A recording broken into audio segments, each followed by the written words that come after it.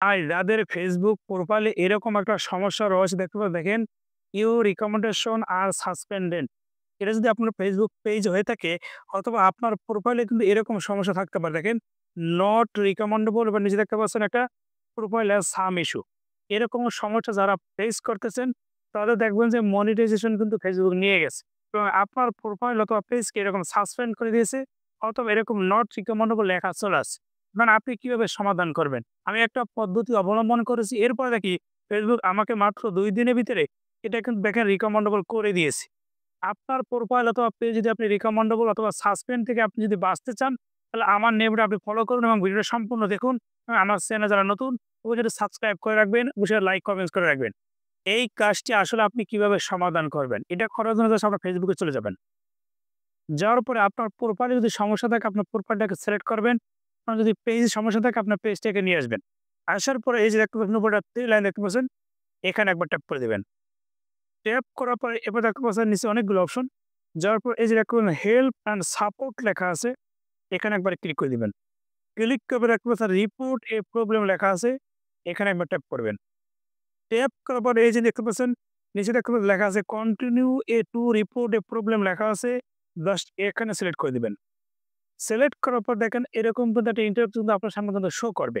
দেখেন এরকম কিন্তু চলে আসছে। আসার পরে আপনার যে কাজটা করবেন যে ইনক্লুড লেখা আছে, এখানে একবার ট্যাপ করে দিবেন।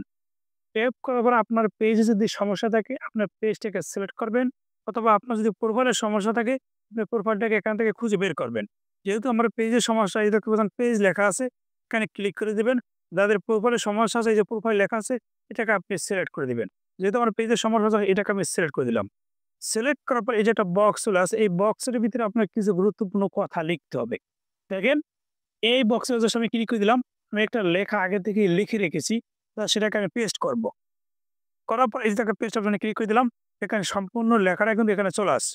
আমি একটু উপর দিকে যদি যাই, এখান থেকে একেবারে শুরু থেকে একেবারে শেষ পর্যন্ত আপনি এই লেখাটা হুবহু আপনি লিখবেন। এখান থেকে চাইলে আপনি স্ক্রিনশট দিয়ে রাখতে পারেন। এই দেখেন, এখন আপনি যে কাজটা করবেন এখানে দেখতে পাচ্ছেন পেজ অথবা প্রোফাইলের লিঙ্ক দিবেন। আপনি চাইলেও দিতে পারেন, না চাইলেও আপনি দিতে পারেন। এটা কোনো গুরুত্বপূর্ণ বিষয় না। আমি এখন যেহেতু আমি লিঙ্ক দিতে চাচ্ছি না, লিঙ্ক দিলেও হবে যেহেতু আমি একটা পেজ দিয়ে করতেছি, লিঙ্কটা কিন্তু ফেসবুকের কাছে আছে। তারপর আপনার লিঙ্ক দেওয়ার দরকার নেই। আপনি যদি মনে চায় আপনি এখান থেকে দিতে পারেন, দিলে ভালো হয়। এরপর আপনি কিছু স্ক্রিনশট দিবেন। সেটা কি?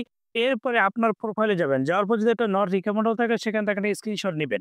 অথবা আপনার পেজ যদি সাসপেন্ড করা থাকে সেখান থেকে আপনি স্ক্রিনশট নিবেন। আমি আগে থেকেই নিয়ে রেখেছি। এরপর দেখতে পাচ্ছেন আপলোড দ্য ফোন লেখা আছে। এখানে একবার ট্যাপ করে দিবেন।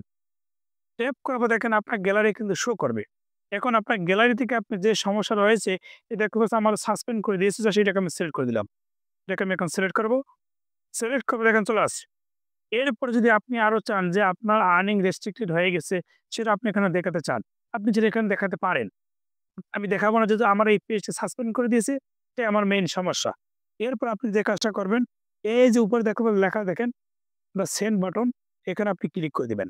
ক্লিক করলে কিন্তু এটা ফেসবুকের কাছে কিন্তু অলরেডি কিন্তু চলে যাবে। এই সমস্যা যদি আপনি সমাধান করতে চান, এই আবেদন করার আগে আপনাকে একটা কাজ করতে হবে। সেটা হলো আপনার পেজে যদি অন্যের কোনো ভিডিও থাকে, অন্যের কোনো একটা ক্লিপ থাকে বা অন্যের যেকোনো কিছু যদি থাকে, তাহলে আপনি সেগুলোকে ডিলিট করবেন। এরপরে আপনি আবেদন করবেন। এরপরে ১ ঘন্টা করে ৩-৪ টা লাইভ করবেন।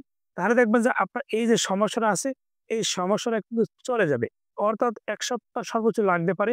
আমি যেহেতু এটা সমাধান করতে পারছি, এজন্য আপনাদের কাছে শেয়ার করলাম।